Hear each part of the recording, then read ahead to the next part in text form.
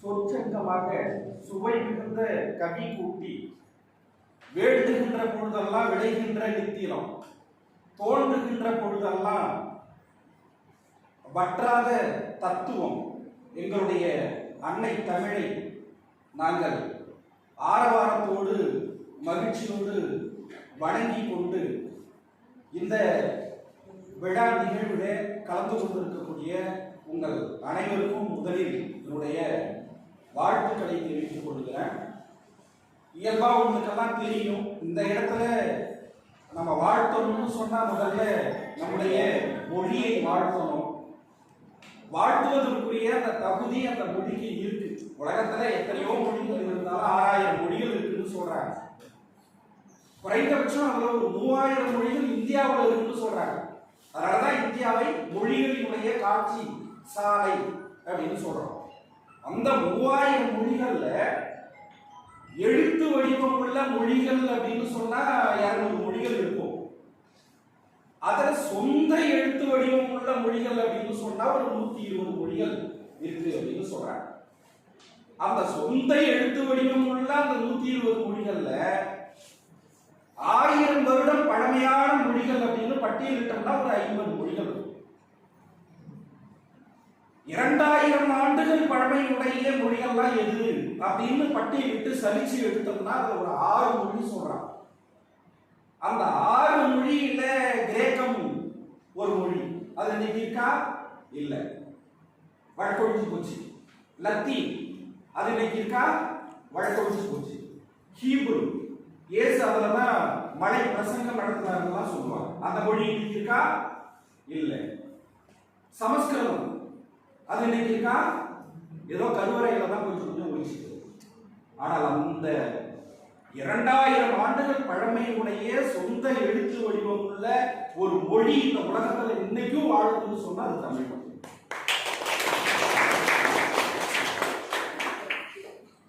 அதனாலதான் நாசா விண்வெளி கழகத்துல ஒரு லோகோ வச்சிருக்காங்க.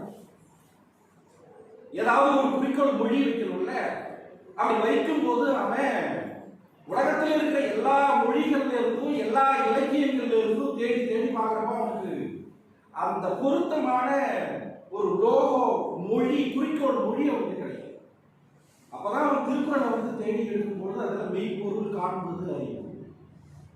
அவன் மொழியிலிருந்து கூட எதையும் அவன் வைக்கல, மெய்ப்பொருள் காண்பது அறிவுன்னு அந்த லோகோட குறிக்கோள் மொழியாக வைத்திருக்கக்கூடிய அளவிற்கு நம்முடைய மொழி அவ்வளவு சிறப்பு வாய்ந்த ஒரு மொழி, ஒரு மகத்துவமான ஒரு மொழி. அந்த மொழியை நாம ஒன்றும் வளர்ச்சி கூட செய்ய வேண்டிய அவசியம்லாம் இல்லை. அது ஆல்ரெடி ஏற்கனவே வளர்ந்த மொழி தான், செம்மொழி அந்தஸ்து பெற்ற ஒரு மொழி. ஆனாலும் கூட அந்த மொழியை நம்முடைய முகமாகவும் நம்முடைய உயிராகவும் அதை ஏற்று நம்ம வழி நடத்துவதற்கு நாகப்பட்டினம் தமிழ் வளர்ச்சித்துறை அவ்வளவு சிறப்பாக செயல்பட்டு கொண்டிருக்கிறது.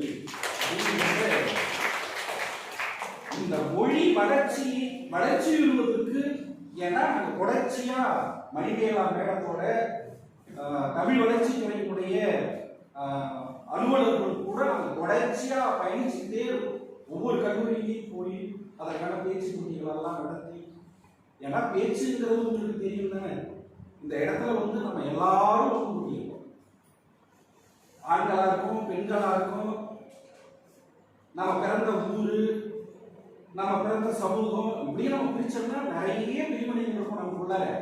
ஆனாலும் இவ்வளவு பிரிவினையையும் தாண்டி இந்த இந்த அறைக்குள்ளார நம்மளை ஒன்னா சேர்த்து வச்சிருக்கிறது எது? இந்த மொழி தமிழ். இந்த பேச்சு அப்படிங்கிறது ஒரு சிறப்பிற்குரிய ஒரு விஷயம். உங்களுக்கு எல்லாம் தெரியாதது ஒண்ணும் இல்லை. கெட்டிஸ்பர்க்ல ஆபிரகாம் லிங்கன் ஆற்றிய அந்த உரை உலக சிறப்பு பெற்ற உரை. ராபர்ட் கென்னடி 2வது உலகப் போர் நிகழ்கிற போது அவர் ஆற்றிய உரை எவ்வளவு பெரிய சிறப்பிற்குரிய உரை. அதே மாதிரி ஏதென்ஸ் நகரத்து நீதிமன்றத்தில் சாக்ரட்டிஸ் ஆற்றிய அந்த உரை, இந்தியா சுதந்திரம் அடைகிற அன்னைக்கு முதல் நாள் இரவு ஜவஹர்லால் நேரு ரெட் ஃபோர்ட்ல ஆற்றிய அந்த உரை, எல்லாவற்றுக்கும் மேல சுவாமி விவேகானந்தர் கொலம்பியன் மாநாட்டில் சிக்காகோவில் ஆற்றின அந்த உரை அவ்வளவு ஒரு சிறப்பிற்குரிய அந்த பேச்சுகள் இந்த உலகத்தையே தலைகீழ புரட்டி போட்டிருக்கு. அப்படிப்பட்ட இந்த பேச்சு போட்டியில மகாத்மா காந்தியை பற்றி பேசுவதற்கு நீங்கள் எல்லாம் வருகை தந்திருப்பது ரொம்ப சிறப்பிற்குரிய ஒரு விஷயம். பாகிஸ்தான்ல சிறுமி மலாலா தீவிரவாதிகளால சுடப்பட்ட போது உயிருக்கு போராடினார். போராடி அவள் உயிர் தப்பி வந்தாச்சு, மருத்துவமனையிலிருந்து வந்தாச்சு. அவளை ஐநா சபை கூப்பிட்டு கௌரவிக்குது. இந்த ஐநா மன்றத்துல மலாலா பேசும்போது சொன்னார், இந்த உலகம் அமைதியாக சாந்தமாக இயங்க வேண்டும் என்றால் இந்த உலகம் மகாத்மா காந்தியினுடைய அந்த வழியை பின்பற்ற வேண்டும். அப்பதான் இந்த அகிலமும் இந்த உலகமும் அமைதியா இருக்கும்னு சொல்றா. பாகிஸ்தானில் இருக்கக்கூடிய மலாலா இந்தியாவினுடைய தலைவர் ஒருவர் இந்த உலகத்திற்கு வழிகாட்ட முடியும் என்று ஐநா மன்றத்திலே பதிவு செய்கிறார் என்று சொன்னால் அண்ணல் காந்தியினுடைய பெருமை என்னங்கிறத நீங்களே அவ்வளவு சிறப்பிற்குரிய ஒரு மகத்துவமான இந்த விழா நிகழ்விற்கு வருகை தந்திருக்கக்கூடிய நடுவர் பெருமக்கள், இந்த விழா நிகழ்விற்கு வருகை தந்திருக்கக்கூடிய பள்ளி மாணவ மாணவிகள், கல்லூரி மாணவ மாணவிகள், அவர்களை அழைத்து வந்திருக்கக்கூடிய பெற்றோர்கள், ஆசிரியர்கள், இந்த விழாவிற்கு தலைமை தாங்கி இருக்கக்கூடிய தமிழ் வளர்ச்சித்துறை இன்னைக்கு புதிதாக பொறுப்பேற்று இருக்கக்கூடிய அவர்கள், அதே போல இந்த விழா நிகழ்வுகளை சிறப்பாக செய்வதற்கு வந்திருக்கக்கூடிய தமிழ் வளர்ச்சித்துறையினுடைய அலுவலர்கள், எல்லாவற்றிற்கும் மேலாக இந்த விழா நிகழ்வதற்கு களம் அமைத்து கொடுத்திருக்கிற எங்கள் கல்லூரியினுடைய முதல்வர் அவர்கள், அவர் சார்பாக வந்திருக்கக்கூடிய பேராசிரியர் அவர்கள் எல்லோருக்கும் சேர்த்து ஒரு வாழ்த்துறை சொல்ல வேண்டும் என்பது என்னுடைய விருப்பம். வாழ்த்துரைப்பதற்கு வயசெல்லாம் தேவையில்லை. சில பேர் சொல்லுவாங்க, உங்களை வாழ்த்த எனக்கு வயது இல்லை, அதனால் வணங்கி மகிழ்கிறேன் சொல்லுவாங்க. அது கிடையாது. வாழ்த்துரைப்பது என்பதற்கு வயசெல்லாம் தேவையில்லை. யார் வேணாலும் யாரை வேணாலும் வாழ்த்தலாம். ஒரு ஆன்மா இன்னொரு ஆன்மாவை வாழ்த்துகிறது. ஆன்மாவுக்கு வயசெல்லாம் கிடையாது. இந்த ஆன்மாவுக்கு 50 வயசு, இந்த ஆன்மாவுக்கு 18 வயசு அப்படிலாம் கிடையாது. ஆன்மா ஆண் பெண் பேதம்லாம் கிடையாது, வயசு வித்தியாசம்லாம் கிடையாது. யார் வேண்டுமானாலும் யாரை வேண்டுமானாலும் வாழ்த்தலாம். அதனால் வயதில் மூத்தவர்கள் இந்த அவையில் இருப்பார்கள், வயதில் இளையவர்களும் இந்த அவையில் இருப்பார்கள். எல்லோரையும் வாழ்த்தி இந்த விழா சிறக்க ஒத்துழைப்பு நல்குமாறு வேண்டி விரும்பி கேட்டுக்கொள்கிறேன். நன்றி, வணக்கம்.